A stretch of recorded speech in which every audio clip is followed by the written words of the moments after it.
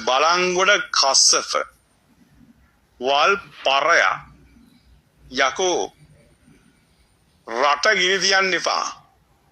පහුගිය දවස්වල මුන් කොහෙ ගියද දන්නේ නැහැ. මිනිස්සු රටේ මිනිස්සු මාර සතුටුයි හිටියා.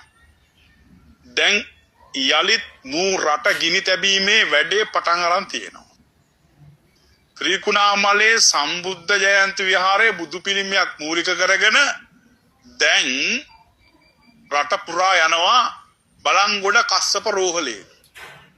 ඇත්තටම ගිහිලා බලන්න ඕන බලංගොඩ කස්සපයා රෝහලේද බොරුවට ගිහිල්ලා අතර වෙලාද කියලා. හරි. රාජපක්ෂ ගුණිකායේ කාලකන්ණි 70. හරි. මේ රට ගිනි තියන්න බලාගෙන ඉන්නවා. ගලබඩ අත්තේ ඥානසාරය එනවා බෝම්බ ගහන්න තියෙන්නේ කියනවා. තව ටික දවසකින් ත්‍රස්තවාදයේ මතු වෙනවලු. හරි. මුස්ලිම් සංවිධාන සූදානම් වෙලාලු ඉන්නේ ගහන්න. ඊළඟ අක්මීමන දයාරතන කියන එක අර ගල්කිස්ස නගර සභාවක බුදු පිළිමයක් අල්ලගෙන නටනවා. තවත් එකෙක් තන්තිරි මලේ බුදු පිළිමයක් අල්ලගෙන නටනවා. දැන් මුන්ට ඕනේ මේ හැම දෙයකම මිනිස්සුන්ගේ ජන මනස වෙනස් කරන්න. ගලබඩාත්තේ ඥානසාර ඊළඟට ඔය ඉන්න සෙට් එක. හරි. බලංගොඩ කස්සප.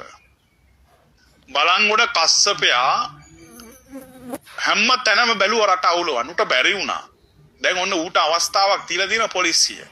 හරි. රටේ මිනිසුන්ට කියනවා මේවා දැකලා ලේ කොපිත කරගන්න එපා. මුන්ගේ තන්නිකර ප්‍රෝග්‍රෑම්. මේ හදන්නේ නොවැම්බර් 21 රැස්වීමට අවස්ථාවක්. බුද්ධ ශාසනය බේරගන්න ඉවර එන්න. රට බේරගන්න එන්න. හරි. මුන් තන්නිකර ප්ලෑන් එකක්. පහුගිය කාලේ මඩ කලපු හාමුදුරුත් එක්ක මරාගත්තා. කාදිනල් එක්ක මරාගත්තා. බලා කියන විදියට ජනාධිපති නිවටයි. හේතුව මොකද දන්නවද? අපිත් කනගාටු වෙනවා. රාජාංගනයේ හාමුදුරු මාස එකමාරක් හිරේ තිබ්බට මුන්ව හිරේට දාන්නේ නැහැ. මේ කහකඩ 70 මුන් සිවුරු දාගෙන මුන් එක එකාගෙන් ජීවත් වෙන පිළිකා. මුන් පිළිල. හරි. මුන්ට ඕනේ මේ රට යලි ගිනි තියන්න. මුන් හැම එකමුන්ට කණ්ඩ බොන්න නැතුව වේලි ඉන්නේ. හරි. මුන්ට ඕනේ මේ රට ගිනි තියන්න. දැන් බලංගොඩ කස්සපගේ අරමුණක් ඉටු වෙලා තියෙනවා.